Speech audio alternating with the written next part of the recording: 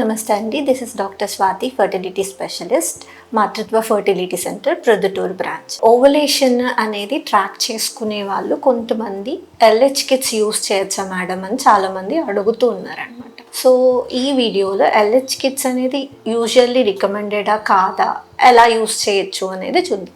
Generally guide lines ప్రకారం మేమేమేమి చెప్తామంటే LH kits అనేది నాట్ రికమెండబుల్ అంటామండి. ఎందుకంటే మల్టిపుల్ టైమ్స్ యూస్ చేయాల్సి వస్తుంది. అండ్ యూరిన్ లెవెల్స్ మనం చెక్ చేస్తాం, యూరిన్లో మనం ఎల్హెచ్ ఎంత ఉంది అనేది కిట్లో మనం డ్రాప్ వేసి చెక్ చేస్తాం. బట్ బ్లడ్ లెవెల్స్కి యూరిన్ లెవెల్స్కి డిఫరెన్స్ అనేది ఉంటుంది. బ్లడ్లో మన పీక్ వచ్చి మనకి ప్లాట్యూ ఫేస్ వచ్చి నెక్స్ట్ ఫాల్ అవ్వడానికి యూరిన్లో ఆ లెవెల్స్ తెలియడానికి కొన్ని అవర్స్ వేరియేషన్ వస్తుంది. సో అందుకోసం అని చెప్పి ఎల్హెచ్ కిట్స్ జనరల్గా రికమెండ్ చేయం. బట్ ఇన్ కేస్ డిస్టెంట్గా ఈ మధ్య చాలామంది ఆన్లైన్ కన్సల్టేషన్ తీసుకుంటూ ఉంటారు, ఆన్లైన్గా మెడికేషన్ యూస్ చేస్తూ ఉంటారు. సో దానికోసం వాళ్ళు ఓవలేషన్ మేము ట్రాక్ చేసుకుందాము అనుకుంటూ ఉంటారు. అలాంటి వాళ్ళు కొంతమంది యూస్ చేయొచ్చు. బట్ యూస్ చేయాలి అనుకునే వాళ్ళు బ్రాండెడ్ కిట్స్ యూస్ చేయండి అండి. సో ఎలా యూస్ చేయాలి అని అంటే, మీ ఎక్స్పెక్టెడ్ పీరియడ్ ఎప్పుడైతే డేట్ ఉంటుందో దానికి 17 days ప్రయర్గా మీరు యూస్ చేయడం స్టార్ట్ చేయాలి. అంటే బిఫోర్ ఓవలేషన్ అనేది మనం స్టార్ట్ చేయాలన్నమాట. సో మల్టిపుల్ టైమ్స్ యూస్ చేయాల్సి వస్తుంది. అంటే మార్నింగ్ ఒకసారి, ఈవినింగ్ ఒకసారి, ఒక డేలో.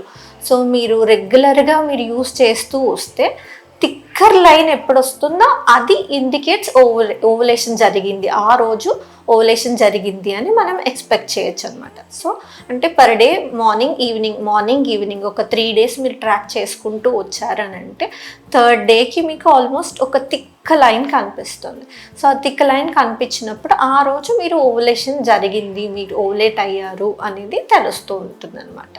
సో బట్ ఏం చేయాలి, జనరల్గా చాలామంది చేసే మిస్టేక్ ఏంటి అంటే ఓవలేషన్ జరిగింది, కనిపించింది, ఓవలేట్ అయ్యాము అన్న తర్వాత సెక్షువల్ ఇంటర్కోర్స్లో పాల్గొంటూ ఉంటారు. బట్ అది నాట్ కరెక్ట్. ఎందుకు అని అంటే న్యాచురల్ సైకిల్లో మనకి ప్రెగ్నెన్సీ రావాలి అని అంటే 3 days ముందే మనకి బాడీలో స్పర్మ్ అనేది ఉండాలి. ఎందుకంటే స్పర్మ్ ట్రావెల్ చేయడానికి 72 hours టైం పడుతుంది. మనకి సర్విక్స్ దగ్గరే ఫిల్టర్ అయిపోతాయి. బెస్ట్ మొటైల్ స్పర్మ్ని సర్విక్స్ లోపలికి ఎంటర్ అయ్యేటట్టు చేస్తుంది.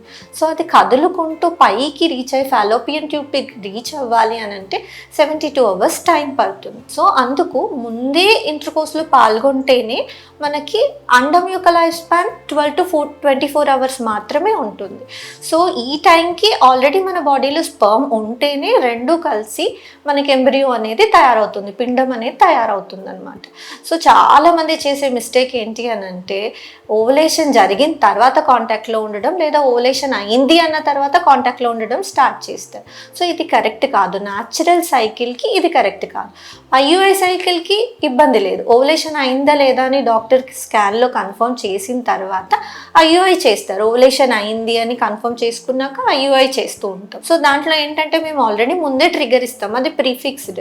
సో 36 hours ఓవలేట్ అవుతారు. ఆ టైంలో చూసుకొని మేము ఐయుఐ చేస్తాం కాబట్టి డైరెక్ట్గా మేము యూట్రస్లోకి స్పర్మ్ అనేది వదిలేస్తున్నాం. సో స్పర్మ్కి ట్రావెల్ చేయాల్సిన టైం అనేది తగ్గిపోయింది.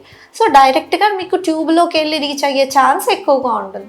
ఐయుఐ సైకిల్కి ఓవలేషన్ అయిన తర్వాత మేము డైరెక్ట్ ఐయుఐ చేస్తాం. బట్ న్యాచురల్ సైకిల్లో మీరు కన్సీవ్ అవ్వాలి అనుకునేటప్పుడు ఓవలేషన్కి ముందే ఇంటర్కోర్స్ అనేది స్టార్ట్ చేసుకోవాల్సి ఉంటుంది. అందుకే నేను ఇంతకుముందు వీడియోస్లో చెప్పాను, ఫర్టైల్ విండోలో ఎవ్రీ 2 daysకి ఒకసారి మీరు కాంటాక్ట్లో ఉంటే సరిపోతుంది, ఎవ్రీడే ఉండకపోయినా కూడా.